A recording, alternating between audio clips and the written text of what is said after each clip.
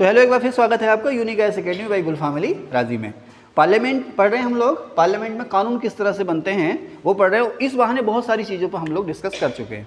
इससे पहले पार्लियामेंट में कानून किस तरह से बचते हैं, राष्ट्रपति की वीटो पावर्स क्या हैं, राज्यसभा का क्या रोल है, मनी बिल, फाइनेंस बिल क्या है, कॉन्स्टिट्यूशनल अमेंडमेंट बिल क्या है, संविधान संशोधन विधेयक क्या है, मोशन क्या होता है, बिल क्या होता है, एक्ट क्या होता है, इन सब के बारे में क्या अंतर है, पहला वाचन, दूसरा वाचन, तीसरा वाचन क्या होता है, इन सब चीज़ों को हम पिछले पार्ट्स में पढ़ चुके हैं।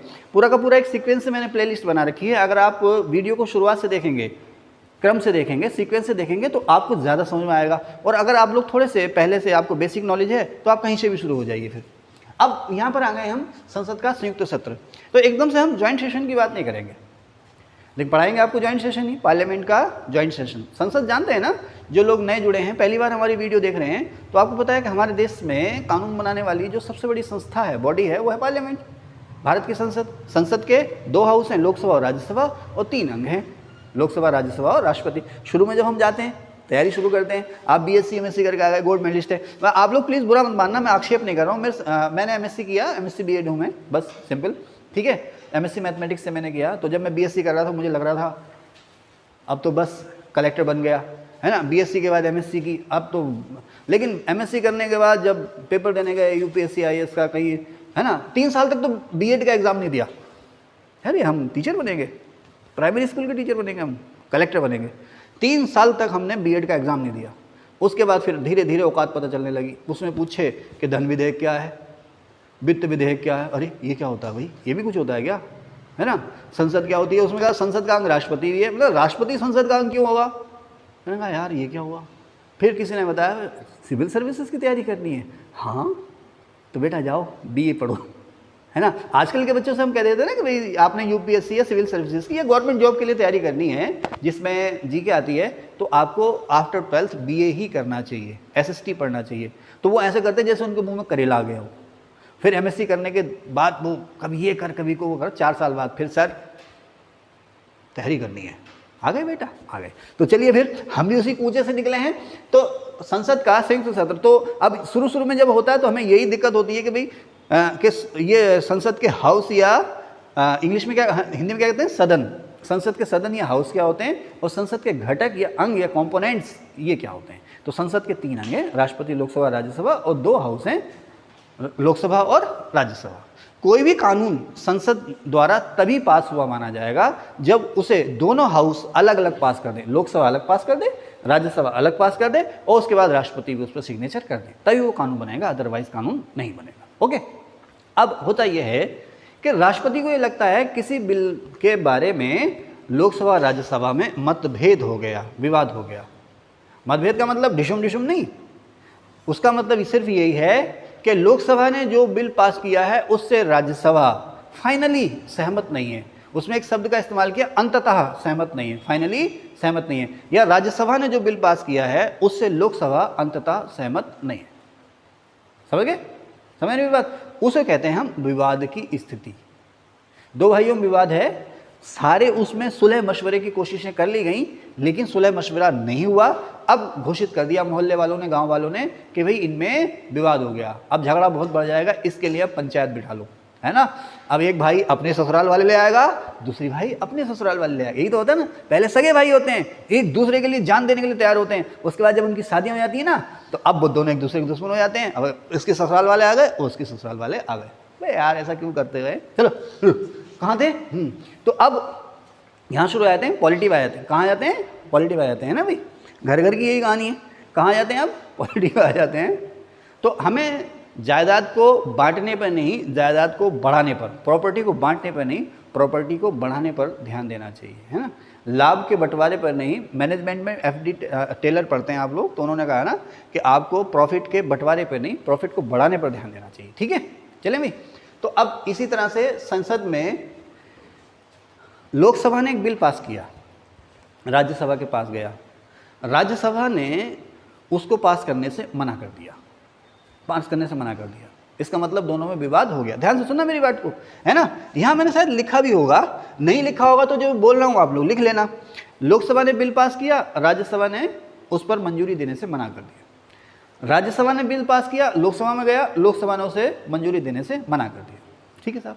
लोकसभा ने बिल पास किया, राज्यसभा में गया, 6 महीने गुजर गए, राज्यसभा ने उस पर कोई डिसीजन नहीं लिया, कोई डिसीजन ही नहीं लिया, विवाद है, टकराव है, झगड़ा है। राज्यसभा ने बिल पास किया, लोकसभा में चला गया।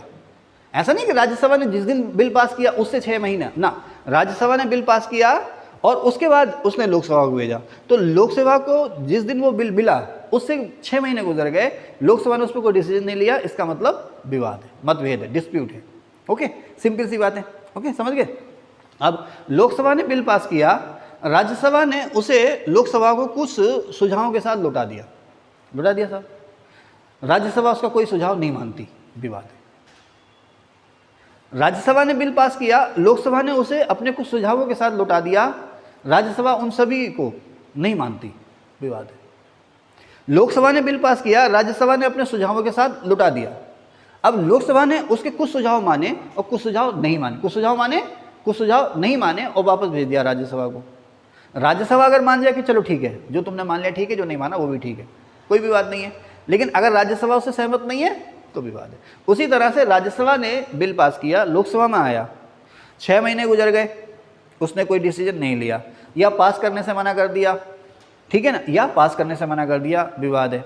या लोकसभा ने उसे पुनर्विचार के लिए लौटाया, राज्यसभा ने उस पर कोई डिसीजन नहीं लिया, विवाद है।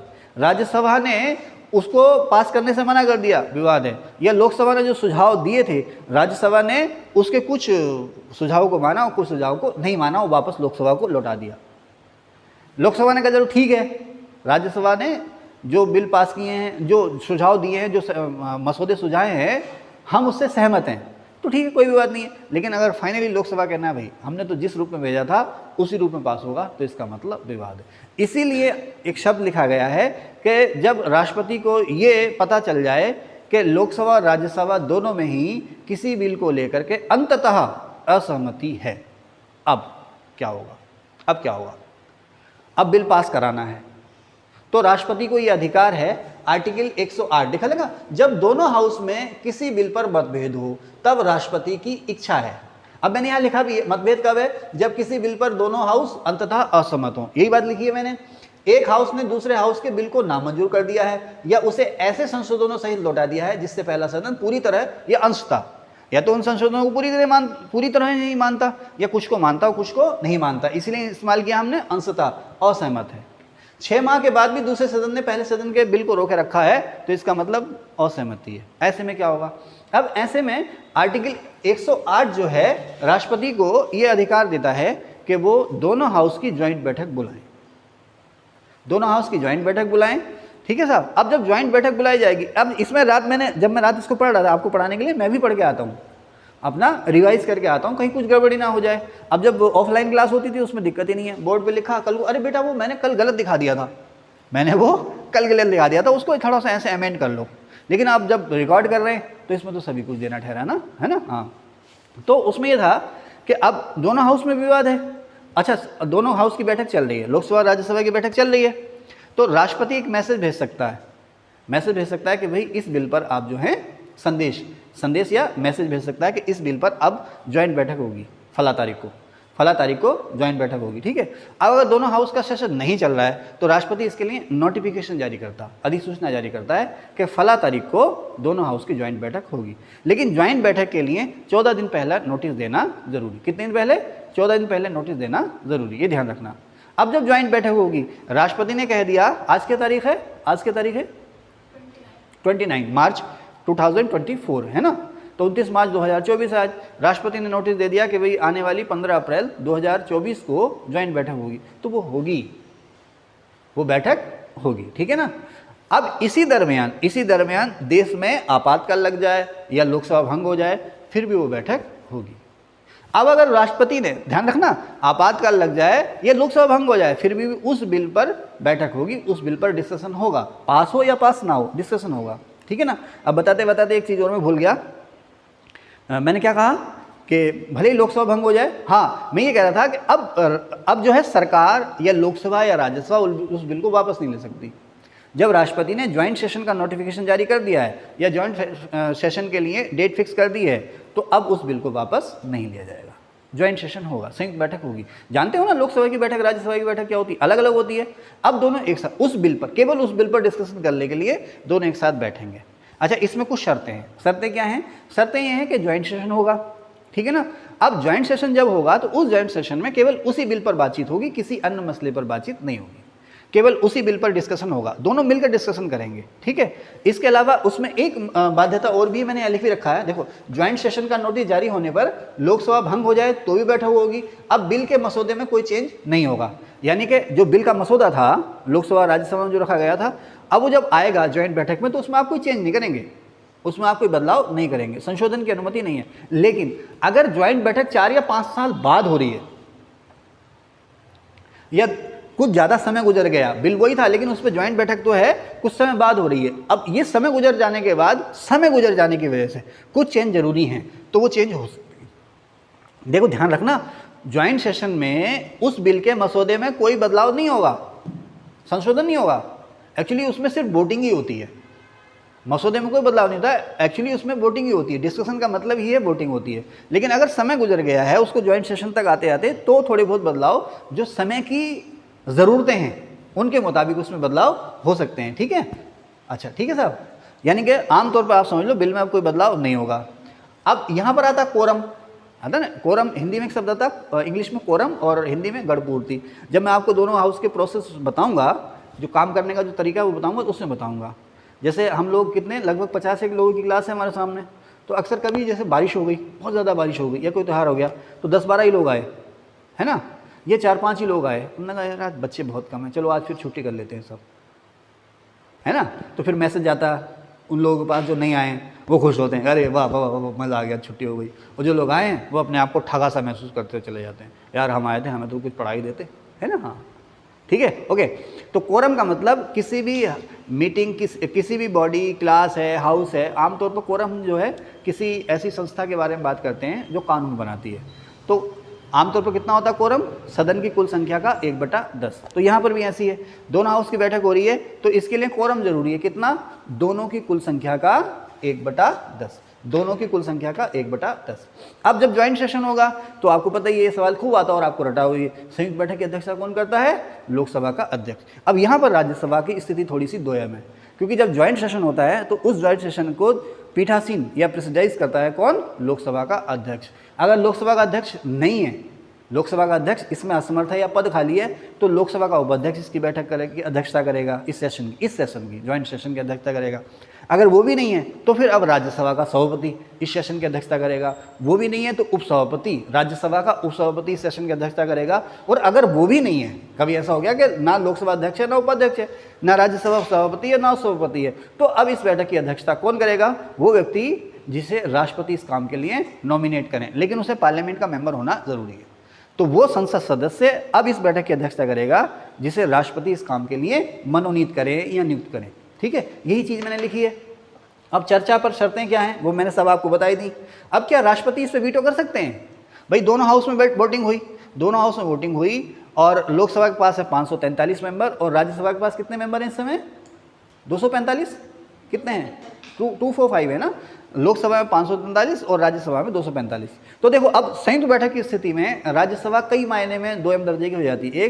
एक तो उस सेशन की अध्यक्षता राज्यसभा का सभापति नहीं करता, उसको प्रायोरिटी नहीं दी जाती। दूसरा, जो राज्यसभा है उसकी सदस्य संख्या आधे से भी कम है लोकसभा की तुलना में। तो अब जब वोटिंग होती है तो आमतौर पर यहाँ पर लोकसभा का बोलबाला हो जाता है।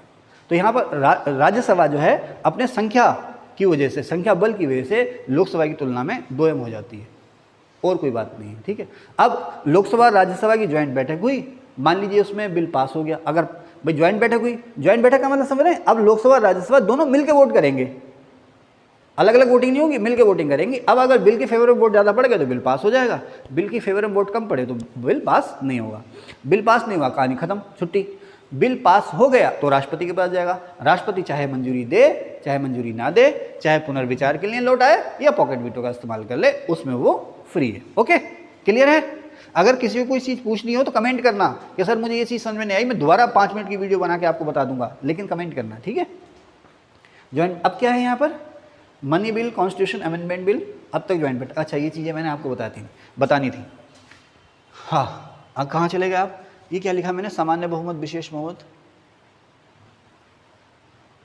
अच्छा हाँ, तो मैं आपको ये बताना चाह रहा हूँ कि सामान्य बहुमत और विशेष बहुमत क्या होता है, लेकिन इस पार्ट में चूंकि हमने बात की केवल ज्वाइंट सेशन की, तो ज्वाइंट सेशन को ही रहने देते हैं। मिलते हैं आपसे नेक्स्ट पार्ट में। Thank you.